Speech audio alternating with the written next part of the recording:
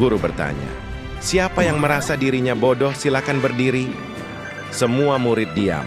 Tiba-tiba satu murid berdiri. Guru terharu, kamu jujur sekali. Murid itu menjawab, sebelum lanjut kalian pilih yang mana? Orang tua, tekan tombol subscribe dan like. Pasangan, tekan tombol komen dan share.